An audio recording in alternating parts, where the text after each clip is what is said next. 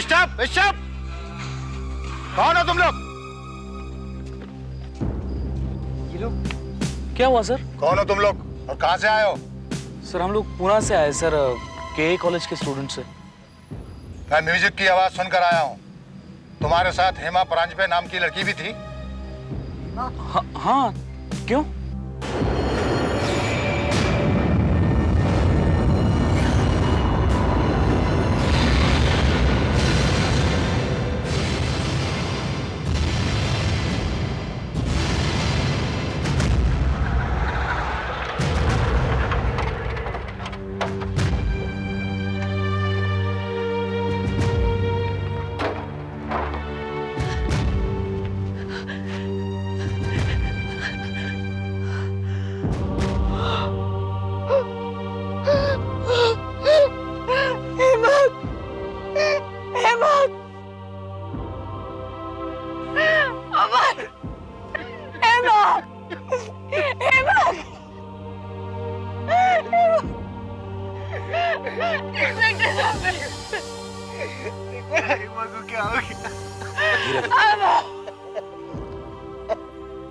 धीरज रखिए, अपने आप को संभालिए।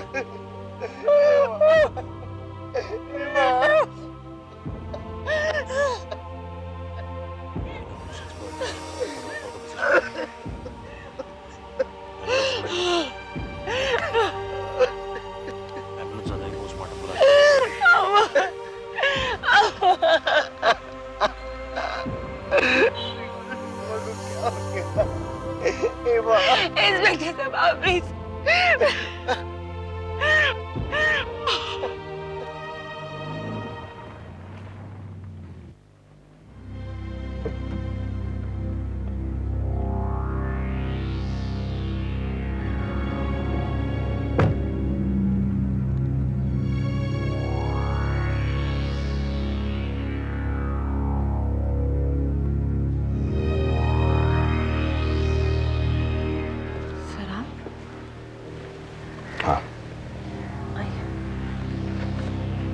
पापा सर आए।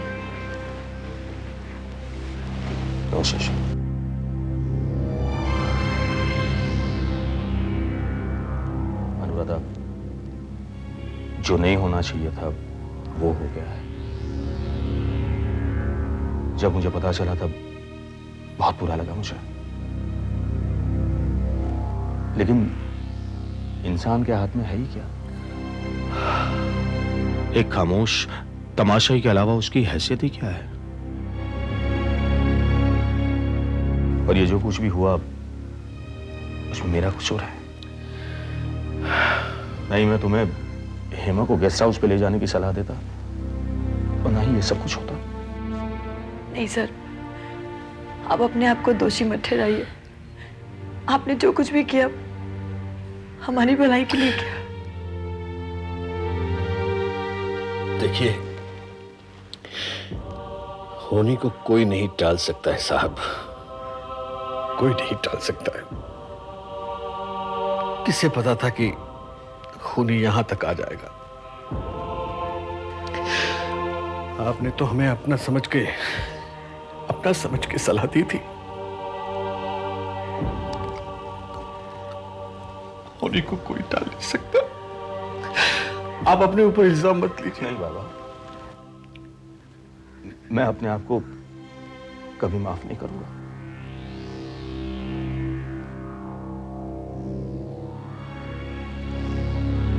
Hema, Hema, I'm extremely sorry।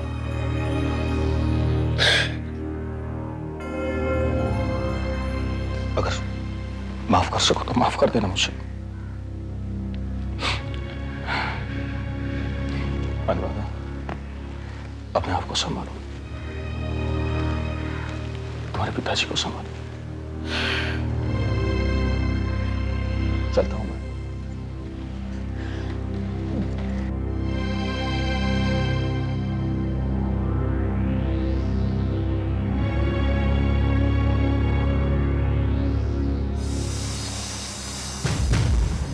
Hello inspector. Hello.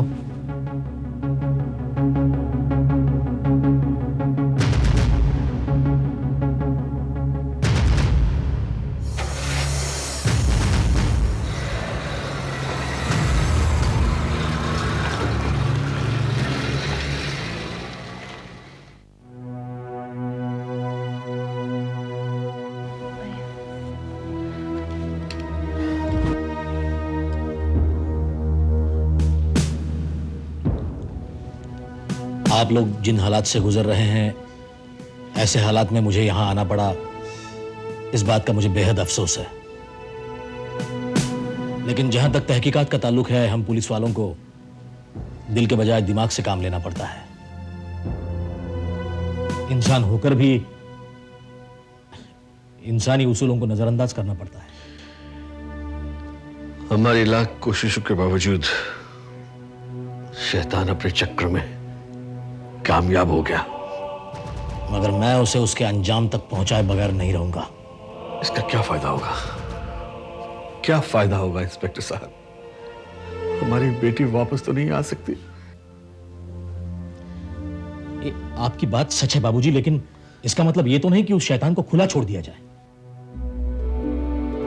उसे उसके किए की सजा जरूर मिलेगी। आपकी बात सही है इंस्पेक्टर साहब, लेकिन मेरी आपसे एक रिक्वेस्ट है, इस केस में कोई भी पहलू को नजरअंदाज मत कीजिए प्लीज, ताकि वो खूनी बच जाए प्लीज।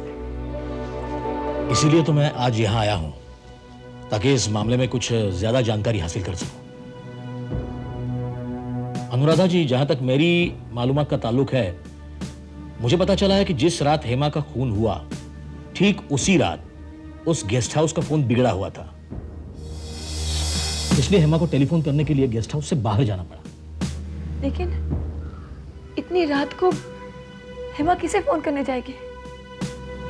आपको? मुझे? जी, ऐसा हेमा की सहेली आरती ने मुझसे कहा। आप ही ने तो उसके पेजर पर मैसेज दिया था कि जल्द से जल्द घर फोन करें। मैं ऐसा क्यों करूंगी? मैं तो जानती थी कि वो गेस्ट हाउस में अपने फ्रेंड्स के साथ है, तो मैं उसे क्यों घर बुलाऊंगी? ये देखिए, ये मुझे मर्डर स्पॉट से कुछ ही दूरी पर पड़ा मिला। मैंने हेमा को पेज नहीं किया। वो मैसेज अब भी इस पेजर पर मौजूद है और आपने वो मैसेज हेमा को नहीं भेजा। इसका मतलब कातिल हेमा पर अकेले में हमला करना चाहता था, इसीलिए उसने उसको झूठा पेज किया। लेकिन अगर गेस्ट हाउस का फोन चल रहा होता तो हेमा बाहर नहीं जाती ना, वो तो गेस्ट हाउस से ही फोन करती। You are right.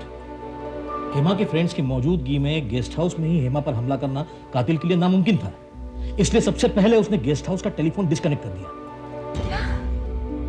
जी, जब हम लोग तहकीकात के दौरान टेलीफोन लाइन चेक कर रहे थे गेस्ट हाउस की, तब हमको एक वायर कटा हुआ मिला। इसका मतलब ये हुआ इंस्पेक्टर साहब कि कातिल ये जानता था कि हेमा गेस्ट हाउस में आने वाली है। करेक्ट। उसके बाद ही उसने साजिश का जाल रचा। अच्छा, आप एक बात बताइए, वो गेस्ट हाउस है किसका? मैं जिस कंपनी में काम करती हूँ उस कंपनी का। मालिक का नाम? घनश्याम राजे। व्हाट? हाँ, अभी आपसे मिले ना बाहर वो।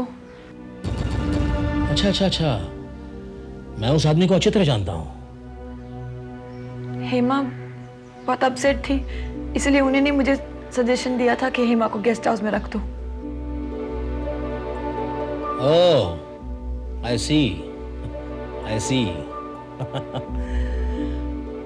माफ कीजिएगा आपको बेवक्त तकलीफ दी, लेकिन मैं आपसे वादा करता हूं कि जल्द से जल्द कातिल को गिरफ्तार किए बगैर चैन से नहीं बैठूंगा।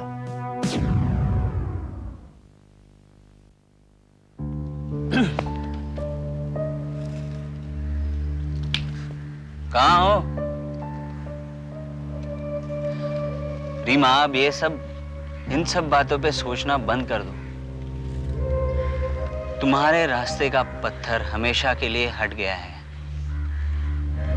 हेमा इस दुनिया से हमेशा के लिए चली गई है। Now you don't have to worry। अब तुम्हें ये देखना है कि तुम विनोद को अपना कैसे बनाती हो। ओके, जाओ कॉलेज जाओ। रीमा, एक मिनट रीमा।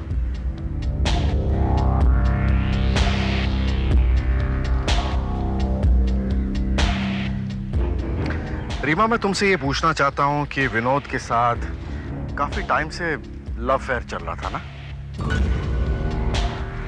तो जाहिर बात है कि लव फेयर में उसने तुम्हें लव लेटर्स लिखे होंगे।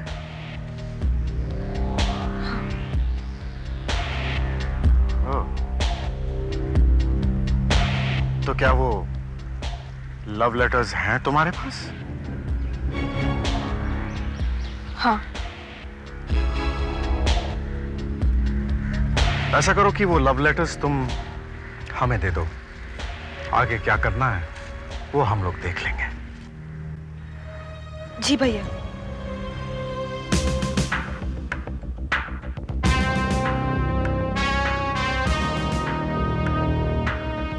राणे सर, मुझे ऐसा लगता है कि हमें इस घनश्याम राजे के बारे में जरा फिर एक बार सोचना पड़ेगा। क्यों सर? क्योंकि ये घनश्याम राजे न सिर्फ मनोहर नाइक का दोस्त था, बल्कि मनोहर नाइक के खून की चश्मदीद गवाह हेमा परांजपे की बड़ी बहन अनुराधा का बॉस भी है। अच्छा, तीसरी बात, उस रात हेमा जिस गेस्ट हाउस में रहने के लिए आई थी, आई मीन पिकनिक मनाने आई थी, वो गेस्ट हाउस घनश्याम का ही है। और चौथी सबसे बड़ी बात, हेमा को उस गेस्ट हाउस में भेजने की सलाह घनश्याम ने ही दी थी। You are right sir. Sir, ये केस अगर दूसरा कोई केस होता तो शायद हम इसे इत्तेफाक समझते, मगर इसीलिए कहता हूं राणे, हमें एक बार फिर इस घनश्याम राजे पर नजर रखनी चाहिए। सर, और तुम जानते हो राणे, हम पुलिस वालों की नजर कौवे जैसी होती है। सर कौवा? मिसाल दी यार। हाँ, तो फिर ठीक है। नमस्ते सर। नमस्कार। तुकाराम, तुम यहाँ कब से काम कर रहे हो? 2 साल से। 2 साल। उस वक्त तुम ही यहाँ ड्यूटी पर थे ना, जब वो कुछ कॉलेज के बच्चे यहाँ आए थे पिकनिक मनाने के लिए? जी हाँ साहब, मैं ही था। तुकाराम, उस दिन गेस्ट हाउस का फोन कब खराब हुआ था? शाम से करीबन 8 बजे। यानी उसके पहले ठीक था? हाँ हाँ साहब। अच्छा, वो कॉलेज के बच्चे यहाँ कब आए थे? 6 बजे। 6 बजे। इसका मतलब है कि बच्चे यहाँ 6 बजे आए और इस गेस्ट हाउस का फोन 8 बजे खराब हुआ। तो इसके दौरान मतलब 6 से लेकर 8 के बीच यहाँ तुम्हारी पहचान का या कोई अनजान शख्स इस गेस्ट हाउस में आया था? अच्छी तरह सोच कर बताओ। वॉचमैन, हाँ फोन शुरू है? हाँ चालू है। क्यों? यार एक फोन करना था। देखो रास्ते के उस तरफ एक टेलीफोन बूथ है, वहां से कर लो। यार वो खराब है, इसलिए ढूंढते ढूंढते यहाँ आया यार। अर्जेंट है यार। देखो ये गेस्ट हाउस का फोन है। हाँ, बाहर वालों को यहाँ से फोन करने के लिए अलाउड नहीं है, माफ करना। एक मिनट वॉचमैन साहब, आप बात को समझिए। मुझे बहुत अर्जेंट कॉल करना है। अब मेरा प्रॉब्लम हो गया है। एक कॉल करने से क्या फर्क पड़ता है यार? नहीं भाई, नहीं नहीं चलता है यार, कोई प्रॉब्लम नहीं है। एक कॉल करूंगा यार। चलो ठीक है, लेकिन एक ही फोन करना है। हमें कहाँ बोला 10 करना है यार? क्या? नहीं पानी मिलेगा यार? पानी के लिए तो ना नहीं बोलेगा तू। पानी दे दे प्लीज। अच्छा तुकाराम, तुमने उस आदमी को यहाँ से फोन करने दिया? हाँ हाँ सर। अच्छा, जब वो यहाँ फोन पर बातें कर रहा था तो उसकी बातचीत के दौरान तुम्हें उस आदमी का नाम पता चला? नहीं सर। अच्छा, उसके फोन करने से लेकर उसके बाहर जाने तक तुम उसी के साथ थे? हाँ सर। जरा ठीक ठीक सोचकर बताओ, क्या तुमने थोड़ी देर के लिए भी उस आदमी को अकेला नहीं छोड़ा? हाँ, एक बार गया था कब? जब उसने पानी मांगा था। तुकाराम, वो आदमी दोबारा तुम्हारे सामने आ जाए तो क्या तुम उसे पहचान सकोगे? हाँ बिल्कुल साहब।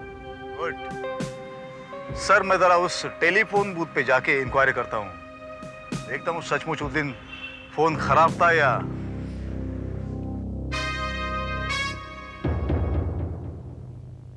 बस ठीक है।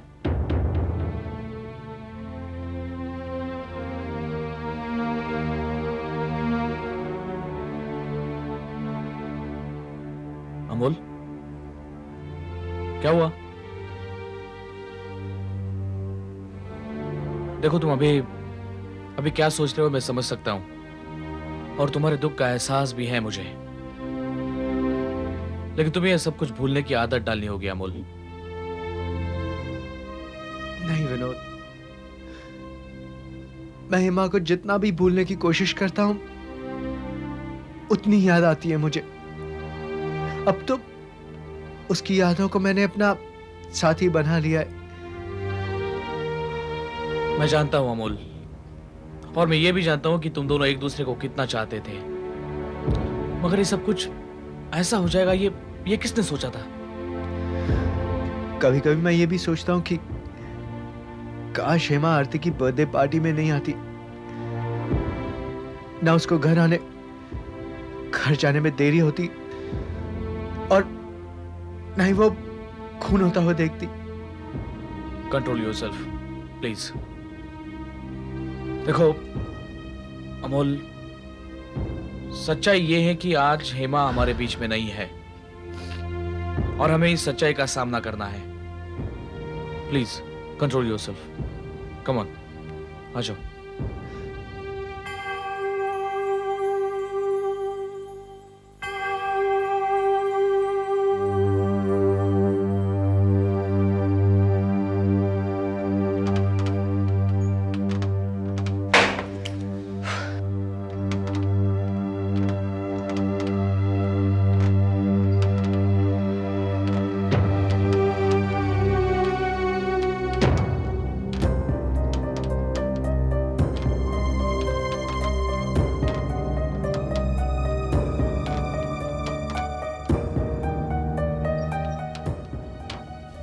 जल्दी आ जाने के लिए।